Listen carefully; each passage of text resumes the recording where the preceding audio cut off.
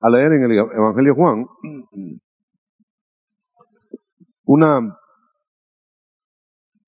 aseveración de Cristo para abordar el tema, ¿qué hacemos con el templo de Dios? San Juan 2 dice, no hagan mercado de la casa de mi Padre, dijo el Señor en esa ocasión. La pregunta sería, ¿qué haces tú con el templo de Dios? ¿Qué hacemos con el templo que Dios nos ha dado? ¿Amén? ¿Amén? Bueno, casi no había lectura base.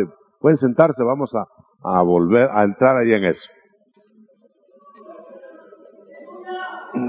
Usted se recuerda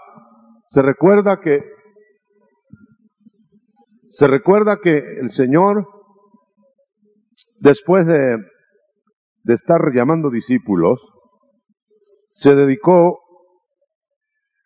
a purificar el templo.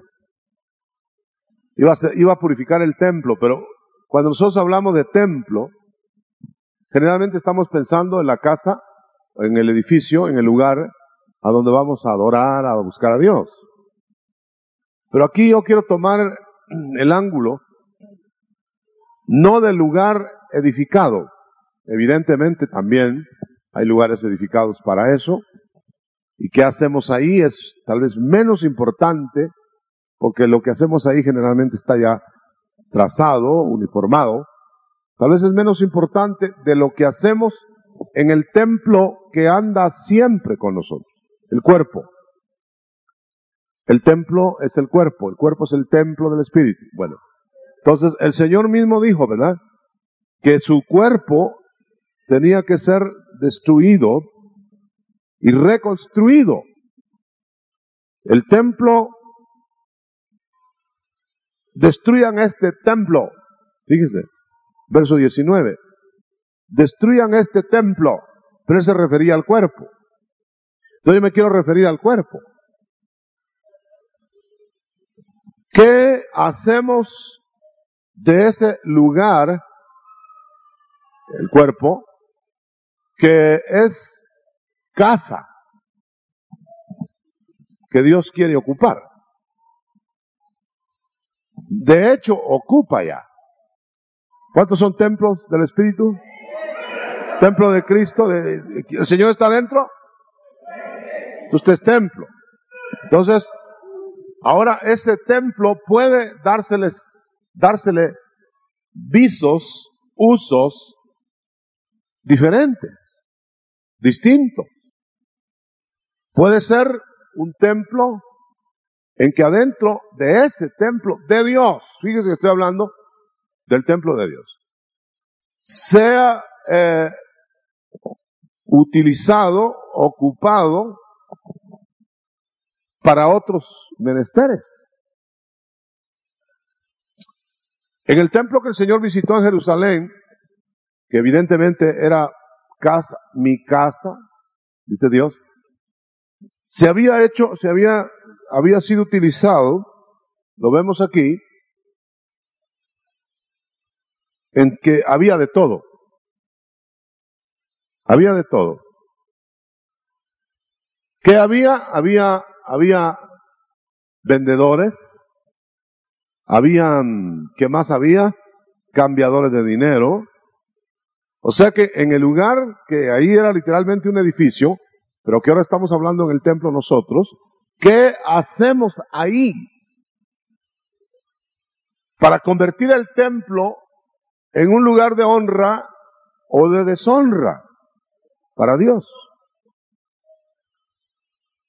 Evidentemente no agrada a Dios que haya otras ocupaciones en el templo, que vengan a obstruir la prioridad del templo. Fíjese que está bien, no estamos señalando que no se puedan hacer trabajos de negocios en la vida secular, que tenemos que vivir una vida en la esfera terrena, lógico, evidente, tenemos que proveer para los nuestros, pero Cuando lo que hacemos obstruye lo que Dios quiere hacer, ahí está el asunto. Cuando Dios está ahí, Él debe ocupar la prioridad. Él debe, diríamos, invadir todo el templo. Por eso no le podemos dar, acuérdense que estoy hablando del cuerpo, no del lugar que por inferencia también, pero estoy hablando del cuerpo. ¿A qué vamos a ocupar el cuerpo? ¿Para qué lo vamos a estar dando? Ya hemos dicho muchas veces que horas escasas estamos en el templo edificio.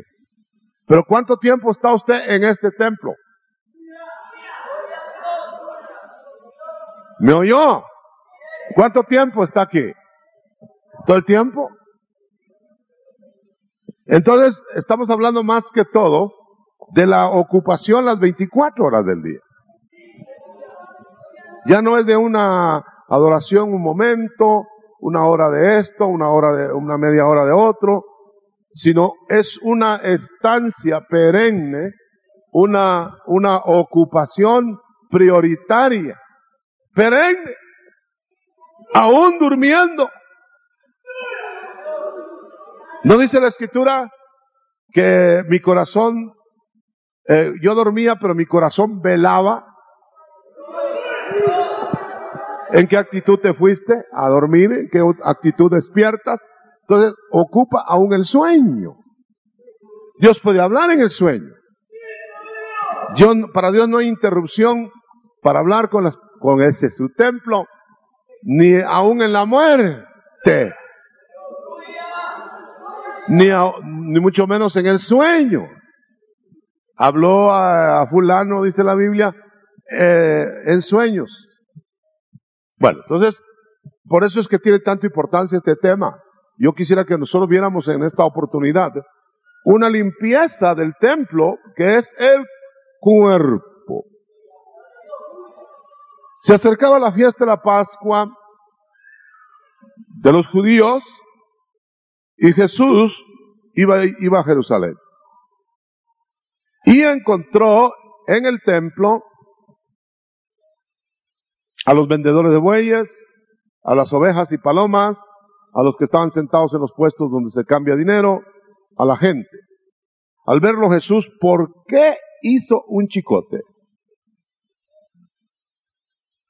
Si hubiera estado en el orden de que él esperaba encontrar el templo, ahora me estoy refiriendo al lugar aquel, pero póngalo paralelo, su templo. Si lo hubiera hallado bien, si lo hubiera hallado adecuado, en prioridad, para el Señor, para Dios, Él no hace chicote. Él hubiera entrado a adorar, Él hubiera entrado a ministrar, Él hubiera entrado abiertamente a orar. Mi casa de oración. Bueno, entonces, la primera lección. Tu cuerpo debe ser casa de oración. ¿Cómo? Orando sin cesar. Y orando adecuadamente con las posiciones del cuerpo que sean necesarias, aunque no indispensables ni obligadas, pero más que todo en una actitud de oración continua, sin cesar.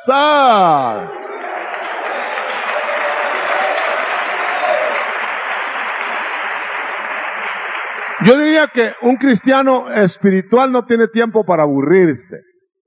Que hay una cola larga, una línea larga de automóviles y que hay una línea larga para ir a depositar tus cuentas y a sacar.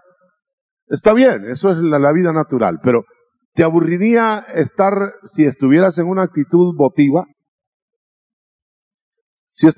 Yo no te digo que te vas a poner ahí levantando las manos y no, en una actitud votiva, inclusive saludando a alguien ahí, bueno, ¿cómo estás? Pero ¿cuál es tu pensar? Casa de oración, ¿no? Casa de oración. Casa de oración. Mi casa, casa de oración. Amén. Ahora, nota que el Señor hizo chicote. O sea que va a haber castigos correctivos si no está el orden en el templo.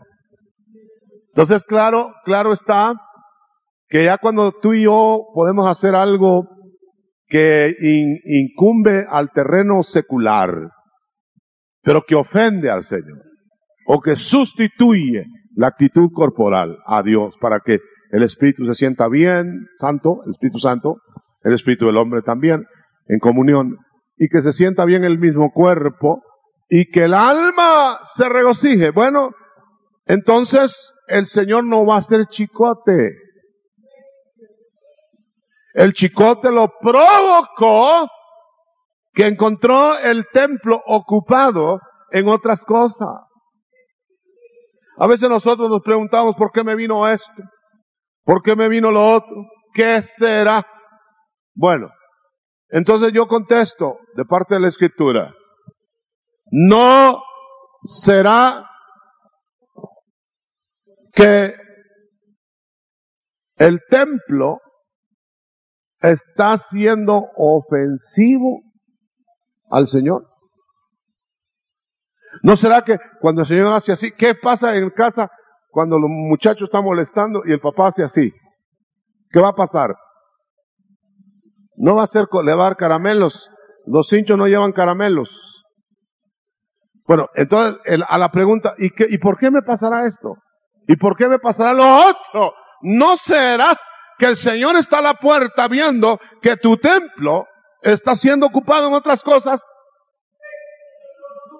Quizá alguien dirá, pero hermano, yo no me puedo estar todo el tiempo pensando solo en el Señor y mirando para el cielo o en la iglesia o haciendo cosas que a Dios le agradan en ese sentido. No te estoy diciendo eso. Porque tú puedes ser agradable en el andar, puedes ser agradable en las actitudes, puedes ser agradable o desagradable en lo que hagas las 24 horas del día. Ya me explico, ¿verdad? No estoy hablando teología profunda, esto es fácil. Porque si el templo del Señor era su cuerpo, pues estamos haciendo una comparación idéntica. Ahora usted note una cosa. El Señor, por ejemplo, su cuerpo siempre fue agradable al Padre, de quien era el cuerpo, a quien le pertenecía. Ahora, no siempre estaba en el templo. Entonces debe haber maneras de agradarlo fuera del templo edificio. Estaba en la carpintería, pero ¿cómo estaría ese templo? Agradando a Dios. ¿Se puede agradar a Dios en nuestra profesión entonces? ¿En nuestro trabajo? ¿En nuestras rutinas? ¿Cuántos dan gloria a Dios? ¿Me estoy explicando? Bueno, entonces, si podemos hacerlo, a eso se está refiriendo. ¿Qué estás haciendo de la casa de mi Padre? Por supuesto que el Señor no se quitó el chicote y chicoteó a los de la calle. Por supuesto que el Señor no hizo un chicote para golpear a personas o echarlas del lugar donde están. En la calle vecinal, en otra casa, porque con ellos no tenía nada que limpiar. Era en su casa, en donde no le daban lugar, en donde si le hubieran dado lugar, no hubiera sucedido las ventecitas esas y toda esa cosa. Y esto tiene una figura. Hay quienes dicen, entonces no hay que vender nada en el templo. ¿Cuál templo?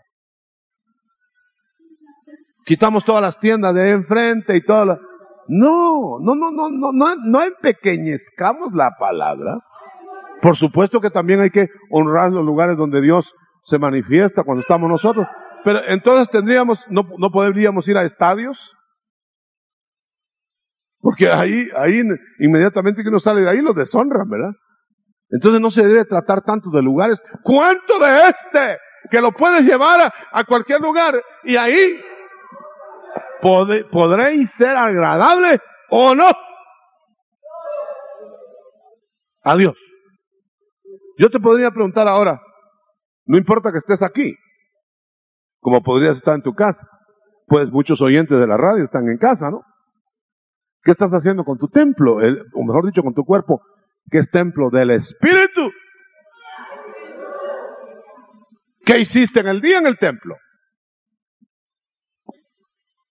¿Cómo te fue en el día? Y entonces viene el Señor y Él entra por la puerta y mira, y entonces puede ser que haga chicote, o puede ser que no haga chicote y entre y te bendiga.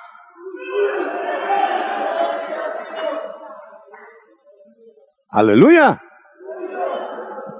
Y te dé una palmadita en el hombro, como hizo con Pablo. Después que lo apedrearon, le dio una palmadita en el hombro. Pablo, no te desanimes, ahí está animándolo. Él no le está mostrando cinto a Pablo. Gloria a Dios. Pero en la puerta ve en nosotros. Entonces miren lo que vio ahí. Bueno, ya está la lista de lo que vio. Y los echó. El cincho era autoridad. No quería golpear en el sentido humano. Hubo un atravesado por ahí iluso que no le había amanecido todavía, diciendo que Cristo pecó ahí porque se airó. Ese pobre no tiene Cristo para él. Un Cristo que se va a airar como que nos airamos nosotros es absurdo. Él se tuvo celo de que lo que era consagrado no podía ser manchado, mancillado. Entonces él lo que está haciendo ahí, bueno, eso es mío o es de usted. Mío es, como no. Entonces saque eso, saque lo otro, es mi cuerpo. Gloria a Dios. Imagínese usted que los religiosos le llegan a preguntar que con qué autoridad hace eso. Si Él es el autor del cuerpo. Esos pobres no daban una, hermano. Fariseos que creían que todos lo sabían y no daban una. ¿Por qué? Porque ellos le preguntan, ¿y con qué autoridad haces eso? ¿Acaso es tuyo el templo? Oh, de los fariseos no era. Entonces, a veces nosotros le regateamos al Señor y no comprendemos que somos comprados ya. Por precio de sangre. Entonces el Señor no te va a decir si tú ya le diste tu cuerpo, ¿cómo? No te va a decir no le vas a decir, ¿y por qué, Señor? ¿Y por qué me latigas? ¿Y por qué sucedió eso? Correctivo, pues no va a ser de balde, hermano. No es, lo que sucede no es de balde, dice. Porque entonces tendríamos un Dios con despropósitos, como un padre humano que de repente castigó al hijo y el hijo no tuvo la culpa. Y después se dio cuenta que le pegó, pero no puede despegarlo, ¿verdad? Pero ya le pegó equivocadamente. Pero el Dios de la gloria que no tiene despropósito, cuando hace cincho y está limpiando, te está componiendo, te está corrigiendo, te está enderezando.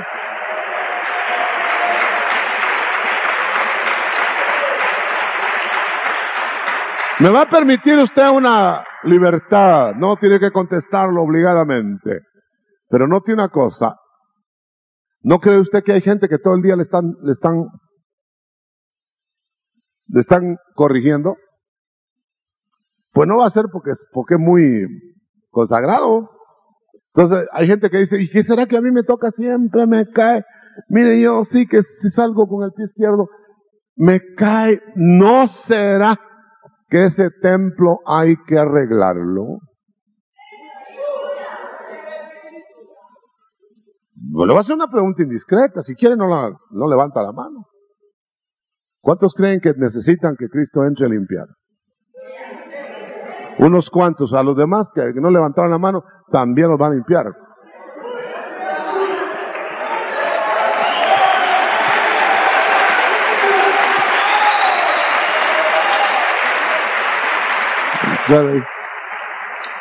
Entonces dice, los echó con látigo, y echó ovejas, y echó bueyes, y echó palomas, y echó dinero, y volcó mesas. No hagan de la casa de mi padre, no hagan de esta casa, no hagan de este templo motivos ajenos. Fíjense que se ha llegado al extremo de que muchos van a la iglesia y hasta cambian de iglesia, porque en ciertos lugares se pueden hacer mejores negocios. Es que ahí hago mis negocios. Y dejemos los negocios. Es que ahí voy a conseguir a la compañera de mi vida.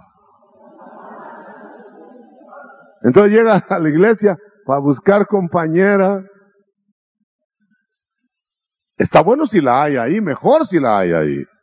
Pero no llegue a la iglesia por buscar ahí esto.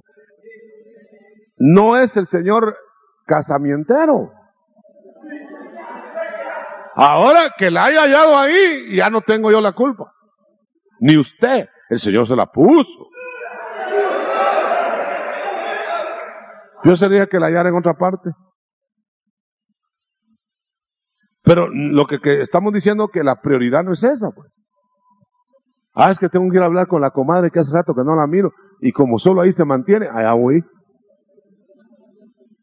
Y así podríamos seguir enumerando muchas cosas por las cuales el Señor latigaría para limpiar. Y a veces las cosas gruesas no son las peores, hermano.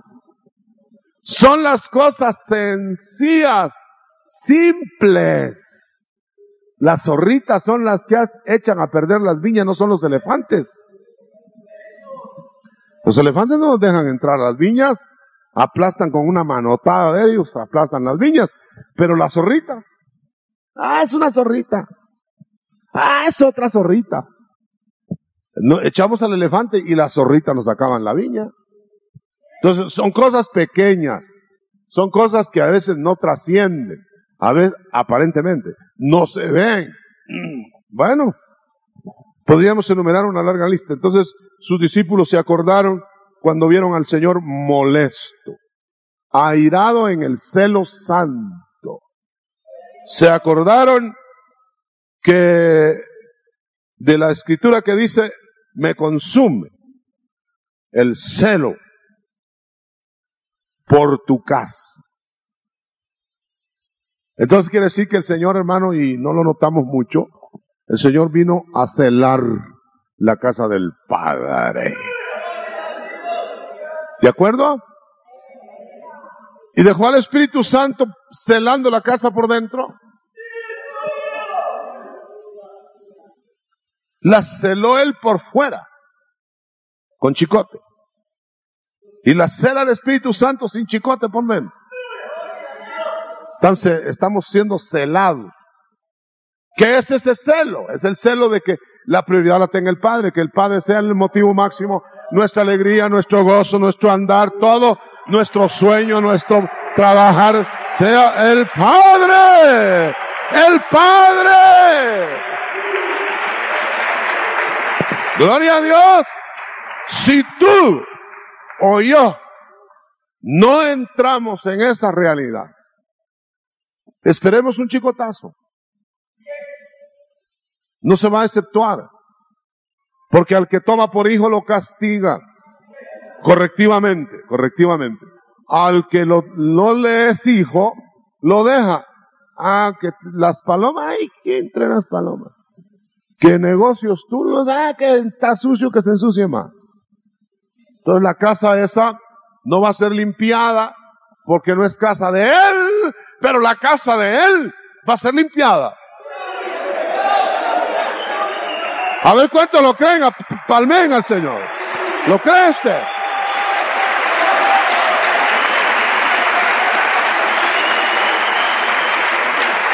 Gloria a Dios.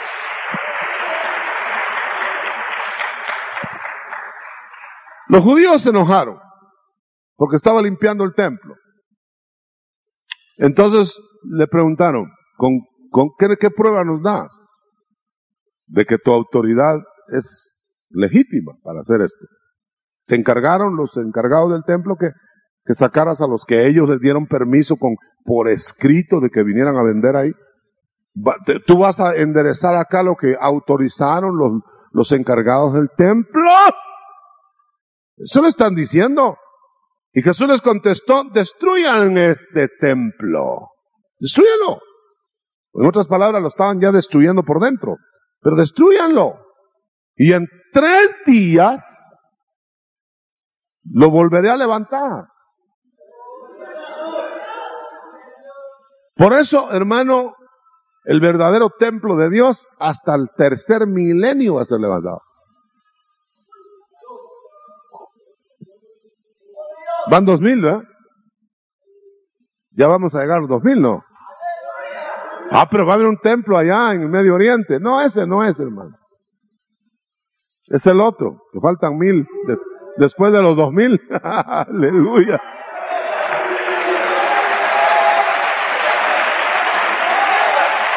Gloria a Dios.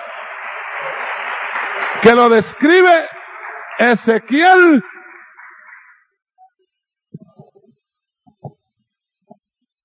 Eso es otra cosa. Entonces, pero por de pronto el Señor se estaba refiriendo, destruyan mi cuerpo, que es el verdadero templo. Ustedes están alegando y hablando por ese templo que tienen ahí, que del cual no va a quedar ni señas.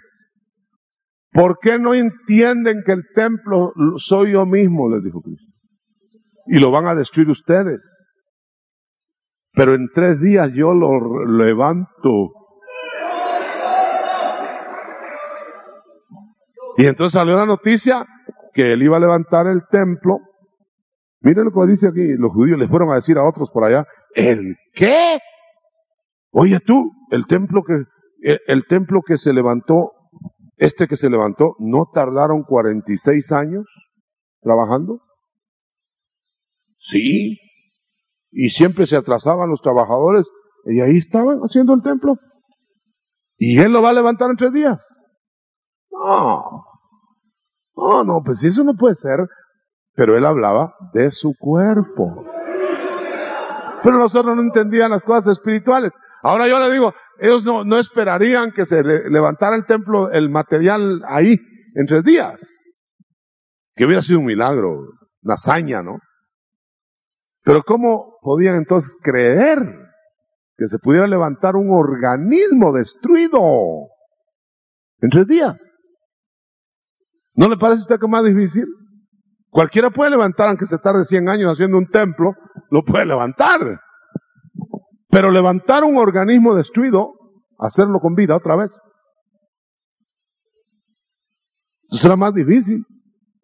Él les está hablando de una dificultad mayor que levantar un templo en 3 días. Pero el que no tiene ojos espirituales ni oídos espirituales no entiende. No entiende, ¿no? Es de balde. Por eso el evangelio no tiene que ser por entendimiento. Tenéis que comer mi carne y beber mi sangre. Y eso no lo entendieron, hermano. ¿Cómo lo iban a entender? Porque la carne no entiende. Por eso analizar a Cristo en lo material, en lo natural, es confundir las cosas. Confundir los edificios con los organismos. Confundir el organismo con las organizaciones, confundir la vida con lo construido materialmente muerto. No, hermano, no se puede. El evangelio de Cristo es un asunto de espíritu revelado. Entonces cuando se revela, al revelarse es el espíritu el que lo va a captar. O no lo va a captar nunca, el cuerpo. Entonces, ponernos a hablar de cosas del Espíritu. Usted ve, Nicodemo era un hombre preparado. Ponerse a hablar cosas del Espíritu con Nicodemo, ¿acaso lo entendió? Y era un hombre estudiado. Y menos lo van a entender los demás. Yo no voy a invadir el terreno de Nicodemo que sigue después, en el capítulo 3. Pero volvamos al punto acá. 46 años se han tardado trabajando fuerte para hacer este templo. Y tú dices que lo vas a levantar en 3 días. Pero el templo al que Jesús se refería era su propio cuerpo, verso 21. Por eso cuando resucitó, los discípulos que sí entendieron, se acordaron de esto. Nosotros les lo vamos a reconocer, no a conocer. Usted encuentra una persona que nunca ha visto. No le va a decir en la cara, ¿qué tal? No, pues no conoce.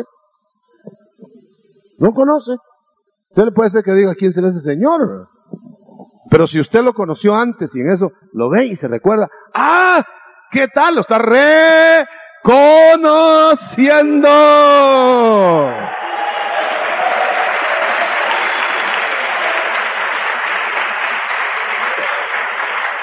El Señor va a venir a arrebatar a los que le conocieron. Y le van entonces a reconocer en los aires. ¿Estamos de acuerdo? Él no va a venir a que le conozcan ahí. Porque no lo van a ver los demás. Ya cuando regrese a gobernar la tierra, entonces va a venir a que lo conozcan. Porque los que le reconocieron ya van a estar reconciliados, arreglados y otros hasta arrebatados. Gloria a Dios. Aleluya. Pero, cuando le conozcan, los que no le conocían, entonces van a ver un león.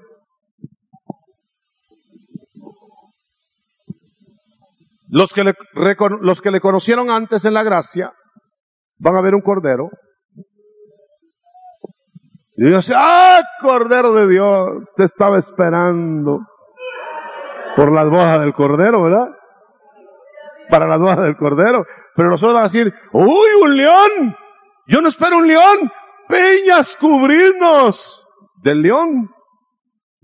Por eso, cuando se baja del trono del Padre, y no es cuando va a reinar, sino cuando viene a arreglar la tierra, se levanta del trono del Padre, y ese, como cordero inmolado, se vuelve león de la tribu de Judá. Capítulo 5 de Apocalipsis. Entonces, desde el momento que él se levanta del trono para limpiar el templo, se levanta el cordero y lo van a ver los que son del cordero o los que somos del cordero, y lo vamos a ver. Y el cordero viene por sus ovejas, el cordero de Dios por sus ovejas. Y por supuesto, esto es maravilloso, pero en la tierra hubo corderos y ovejas. Pero el que viene ahí no es un cordero, es el Cordero de Dios, que es único. Entonces viene el Cordero de Dios. Y cuando ve el templo limpio, no hace cincho, no hace látigo, sino que entonces dice, lo levanta. ¡Qué lindo está este templo! ¡Ven a mí! Ese otro también, ven a mí. Allá está otro, ven a mí. Allá está otro, ven a mí.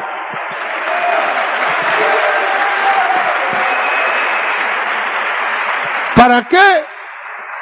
¿Para qué va a poner látigo si está contento con su templo? Pero como no todos los templos van a estar así, yo diría la mayoría no van a estar así. Entonces saca látigo y dice, arropa a los que están bien, y los demás dicen, ahorita voy a entrar. Coloca gloriosos celestes el grupo de limpios ya. Y hace el cincho. Y note que es el Hijo el que hace el cincho. Por eso el Hijo no tiene que levantarse solo para venir a reinar al final, sino que se va a levantar para cinchasear, para después reinar. Y entonces se va, saca el látigo, y por supuesto que no va a latigar los templos, los va a limpiar con su sangre rociada, porque ya los compró con su sangre derramada. ¿Cuántos dan gloria a Dios por eso? Con la sangre derramada ya compró los templos y se llevó los limpios sin látigo, pero sacó el látigo para limpiar los templos que todavía no se han limpiado. Y entonces va a rociarle su sangre. Es absurdo decir que es el Padre el que va a hacer eso, porque es el mismo el que hizo el cincho. Decir que el Padre le va a arreglar, en cierto sentido el Padre respalda, pero ¿quién es el que va a arreglar? ¿Quién va a poner las plagas? ¿Quién va? No, note usted una cosa. Usted sabe que la figura de Moisés es figura de Cristo, ¿no? Bueno, ¿quién puso las plagas en Egipto? Moisés, ¿no? ¿Sí o no? Seguido por el pueblo de él. Muy bien, dígalo con confianza. Ahora, note, Moisés es tipo de Cristo. Entonces el que va a poner las plagas en la tribulación es Cristo. Y no las puso contra los de él, las puso contra los captores de los de él, a los egipcios. Vaya.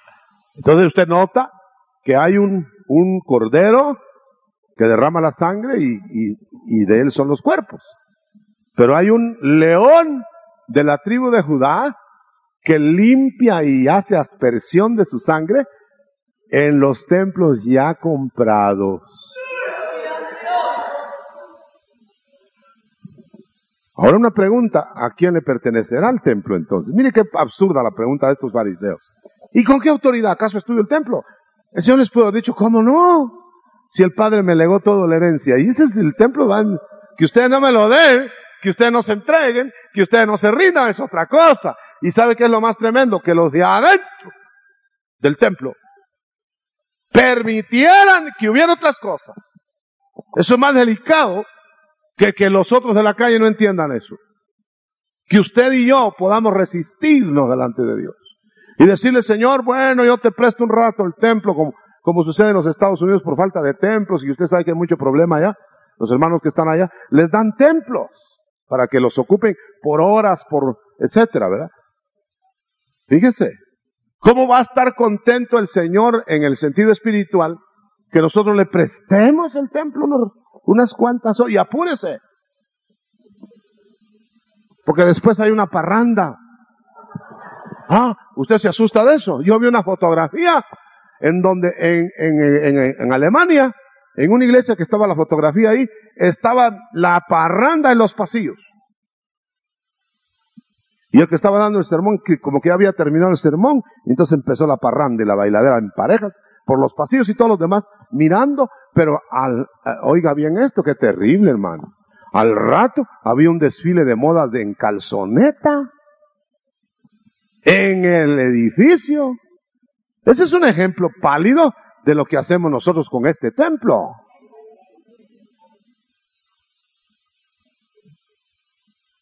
Esa fotografía yo la vi, hermano, dije, bueno, ¿es zarabanda ahí o es casa de oración? Y se está refiriendo a un edificio, pero el Señor se está refiriendo a un organismo, a tu cuerpo. ¿Qué hay en tu mente?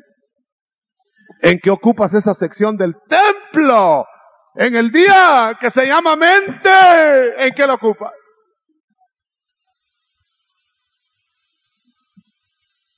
Podríamos llenar el espacio que nos queda del tiempo enumerando en qué podría ser ocupado todo eso. Pero podemos decir que podría ser consagrado a lo que fue hecho el templo. O para lo que fue hecho. Ay, pero qué aburrido. No, hermano. Para el que está consagrado es deleite. Ay, pero qué aburrido, que no sé qué. Yo fui a la tumba. Ahora que hice este viaje que me invitaron. Fui a la tumba de Jerónimo, que era un santo de la iglesia inicial. Y nos enseñaron la tumba, y tengo la fotografía en casa, donde está el cuarto y la mesita, donde él se metió, consagrado, a vivir la vida de Dios. No estoy de acuerdo yo que tengan que ser encierro, pero oiga la misión que él tenía. Escribir, traducir la Biblia del idioma original al idioma conocido. Y estuvo 40 años metido ahí, traduciendo la Biblia. ¿Se puede usted imaginar lo que es ver un hombre que se metió 40 años, hermano, de su vida, casi toda su vida? De ahí salió solo para morirse.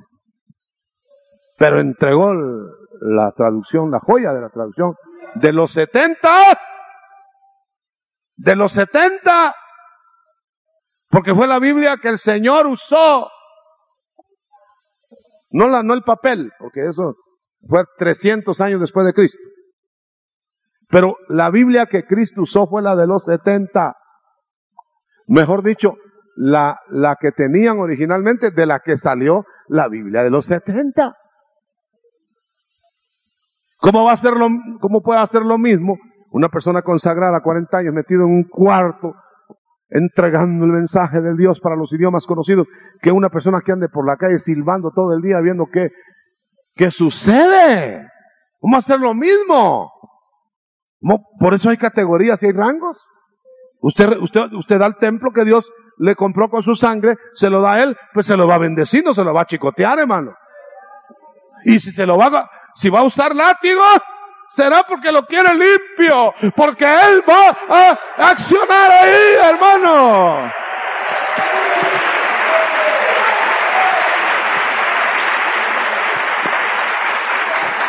Yo quiero que se fije bien en estos minutitos. Mire bien esto. ¿Para qué latigó a todo lo que había dentro? ¿Sería tal vez para que le oyeran un gran sermón? No, hermano. Lo que dijo ahí fue palabras fuertes. Cueva de ladrones hay aquí. Mire qué mensaje más duro, ¿verdad? Eso no era como para oírlo y quedarse sentado. Cueva de ladrones están hechos estos. Estafadores. Pícaros. Fuera de aquí. Látigo en mano. Qué mensaje, ¿verdad? ¿Pero para qué? ¿Para qué volcó las mesas? ¿Para qué echó todo eso que usted lee? ¿Para qué? ¿Sabe para qué? Para ministrar.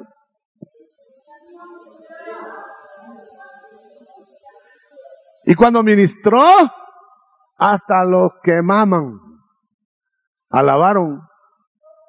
¿Por qué será que no hay alabanza en nuestro templo? No me refiero al edificio. ¿Por qué será que no hay alabanza en nuestro andar? ¿Por qué será que no hay contentamiento en nuestro diario vivir? Y los niños lloran para pedir la pacha, no para alabar. No alaban. Los niños, hablando figuradamente, serían los tiernos. ¿Por qué? Porque el templo de Él lo prestamos a otras cosas. ¿Para qué le vamos a dar vuelta al rollo? Lo prestamos para otras cosas. ¿Para qué lo prestas tú? Es lo que quisiera yo saber. No tengo que saberlo. Pero lo sabe el que lo debe saber. ¿Para qué lo prestas? En la noche, en la mañana, en el día. ¿A qué hora? ¿Para qué lo prestas? Y cuando te viene un latigazo, ¿por qué, Señor, qué será? ¿Cómo que será? ¿Acaso no sabe el muchacho cuando le cayó ese hinchazo, si está justo el asunto, por qué le está cayendo? Papá, ¿por qué me pega? Patojo malcriado, más te voy a dar. Bien sabe el otro. Yo acabo...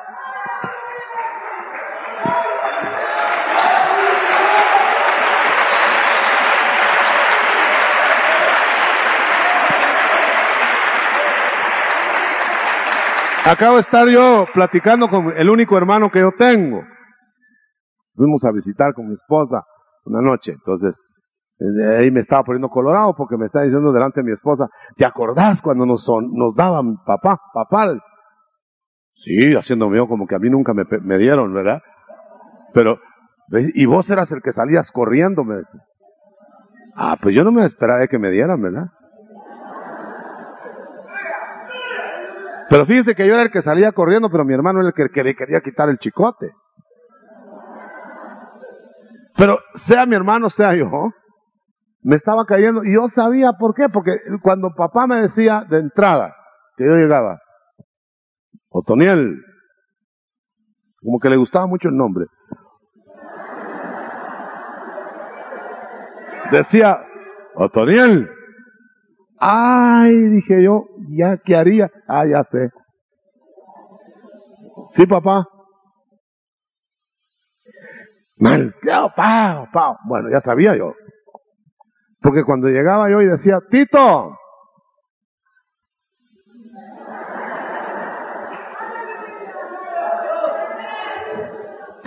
ven acá.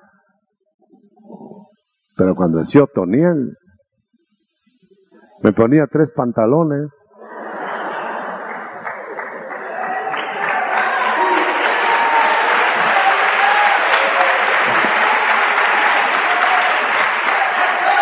Bendigo la memoria de mi padre que me corrigió bíblicamente. Y yo creé un respeto por él, que me guardó mientras conocía al Señor. Pensar que yo iba a ofender a mi padre, que era tan cuidadoso de nosotros. Ya no era por el chicote. Me era imposible. Y eso me resguardó, no digo que fue lo que me salvó, porque ningún padre salva. Pero me resguardó hasta que conocí el temor de Dios. Por eso los recabitas le dijeron una vez al profeta de Dios que los probó. Tomen esta copa. Les dijo Jeremías, probándolos de parte de Dios. Entonces le dijeron los recabitas, no, Jeremías, pero si yo soy profeta de Dios, miren, aquí está, tómenlo, vino, confórtense. No, podrá ser profeta de Dios y lo que quiera, pero nosotros nos hemos comprometido con nuestro Padre a respetarlo no tomando ningún licor. Y cuando nuestro Padre nos diga, yo creo que será diferente, pero Él no nos autoriza. Mientras no nos autorice, nosotros no le hacemos caso ni a usted. Y entonces dijo Jeremías, oigan, los recabitas. ¿Y cómo los elogió? Y dijo, los recabitas, creo que es capítulo 24 Jeremías, para que los quieran leer los muchachos sobre todo, ¿eh? Entonces les dijo, miren a los recabitas, el temor a sus padres los guarda. Y el pueblo de Dios, el pueblo de Israel, no guarda lo que el Padre Celestial les dice. Y ellos guardan lo que el Padre terrenal les dice.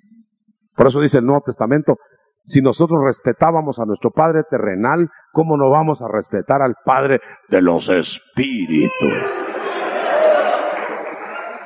Hoy sí le da un aplauso fuerte al Señor de la gloria.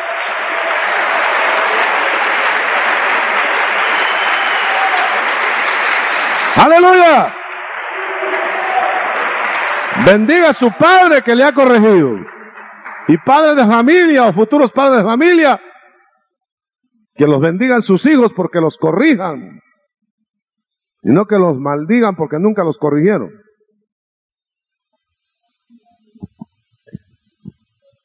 Muy bien. Muchísimos, cuando vieron esto en el templo, ¿qué vieron? Que el Señor sanó enfermos. No dice aquí, sino en un pasaje paralelo de los evangelios. Sanó enfermos, hizo milagros, Había alabanza, había adoración. Y dice que le dijeron al Señor los fariseos, cuando no, nosotros les había limpiado el templo. Le dijeron los fariseos, Señor, pero cállanos, miren el alboroto que tiene. Pues claro, aquí no había habido alboroto, porque había nada más tranquilos vendedores. El alboroto ahora es hasta de los chiquitos, porque está perfeccionando la alabanza. Y están alegres porque han habido maravillas. Pero los fariseos prefieren el templo sin maravillas, con tal que no haya chicote. Prefieren que el templo sirva para otra cosa, el templo del cuerpo. Y dice acá, y con eso vamos a ir cerrando para la transmisión radial. Mientras Jesús estaba en Jerusalén en la fiesta de la Pascua, muchos creyeron en él al ver las señales en un templo limpio. Al ver milagros en un templo limpiado. Pero Jesús no se confiaba de ellos, porque no necesitaba que nadie le dijera lo que la gente tenía, pues él mismo conocía el corazón del hombre. No va a creer que el Señor se alegra nada más por los montones de gente. No va a creer usted que el Señor se alegra solo por ver una multitud de 10,000, 15,000, 20,000 gente. Más bien los ve como ovejas que no tienen pastor, cuando el caso de los panes, y se compadeció de ellos. Y no solo estaban ahí con él, fíjese hermano, habían dejado saber qué para andar detrás de él, pero se compadeció de ellos, porque andaban sueltos. Entonces el Señor se alegra más de los sujetos que de un montón de sueltos, aunque les dé de comer. Por misericordia les dio de comer, pero él tenía lástima de esa gente, porque para el Señor es más importante los que se sujetan, los que entienden la vida espiritual, los que saben de qué estamos hablando, que de los montones de gente que no sabe ni dónde está. Y cuando el Señor regrese, va a encontrar tan escasa la situación, que solo se va a llevar el diezmo humano. El diezmo va a ser el templo limpio.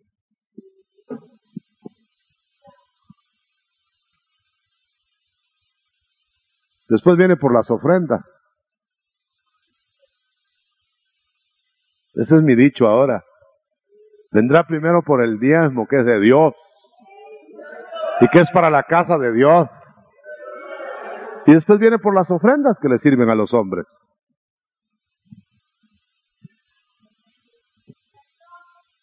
Hermano, querrá decir usted que allá en la tribulación solo van a hacer ofrendas, y no todas. Porque van a haber ofrendas desechadas, desechables allá. Y va a haber ofrendas reunibles y salvables. Pero el diezmo se lo lleva, hermano. El diezmo se lo lleva. Los gloriosos, que van a ser llamados para venir con él a juzgar a la gente y acompañar en aquellos días aciagos a la humanidad. No somos tan ilusos de creer, ni tan ingenuos de creer que nos va a venir a arrebatar para hacernos desaparecer y huir del anticristo. Eso sería una derrota. Huyendo del anticristo, escondiéndonos en el cielo. No, hermano. Nos va a subir para ponernos la coraza, cambiarnos totalmente y venir acá a pelear las batallas del Espíritu. Aquí va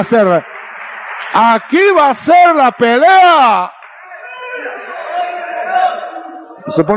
Hay que ponerse a pensar que no nos va a arrebatar para llevarnos al cielo. En el cielo no hay peleas. va a arrebatar para que al nivel de la vida gloriosa bajemos con Él. Porque Él va a bajar, vamos a bajar con el león. Pero nos vamos a encontrar con Él, con nuestro Cordero de Dios. Pero va a bajar como león. Y le cuento que nosotros vamos a ser sus cachorros.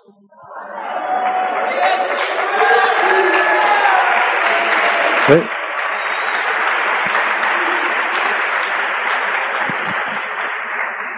Que no le cuenten historias, toda la Biblia grita eso. Grita eso. Y si usted quiere acercarse para más datos y detalles, venga a los estudios, pregunte, métase en la palabra, porque está saliendo por todo el mundo cuantas tesis se le ocurren a los hombres. Hay millones de versiones sobre los días finales. Pero hay una sola Biblia, ¿verdad? Gloria a Dios. Hay miles de interpretaciones. Usted no va a vivir de interpretaciones. Usted no va a vivir de conceptos humanos. Benditos, bienaventurados, dichosos, los que distingan la voz de su pastor. Y más dichosos van a ser los que enseñen correctamente. Pero hay de los que enseñen incorrectamente y engañan. Le voy a decir una cosa, por eso es que el Señor dice, no os hagáis maestros. Muchos de vosotros que no habéis, en otras palabras, entre paréntesis, que no habéis sido llamados para eso. No te metáis a saber lo que no sabes y lo divulgues. Porque entonces recibiréis, dice el pasaje, mayor condenación, porque no se está perdiendo solo el enredado, sino a los que enreda. Entonces por eso tenemos que hablar claramente en nuestras congregaciones con mucha pena que hay santos de Dios que están correctamente interpretando la palabra. Hay santos de Dios, pues si no, ¿a dónde vamos a parar, verdad? La palabra va a hablar también directamente, pero también hay que distinguir y saber distinguir las interpretaciones humanas, porque al fin y al cabo los hombres pueden interpretar lo que les dé la gana, pero todo va a suceder como Dios lo dispuso ya. Sea que usted lo crea, que no lo crea, que yo lo diga bien, que no lo diga bien, eso lo que va a suceder porque Dios lo va a hacer que suceda. Y entonces, finalmente, encontrémonos hoy con el Cordero que no tiene látigo, pero que lo puede tener, para que nos encontremos al final solo con Él y vengamos con Él como león. Y entonces el mundo lo va a ver como león y ahí sí solo va a ser venganza, castigo, retribución. Cierre sus ojos un momento, mi hermano, auditorio radial, o que me estén oyendo. Oiga bien esto que voy a decir con sus ojos cerrados. ¿No cree usted que vale la pena hoy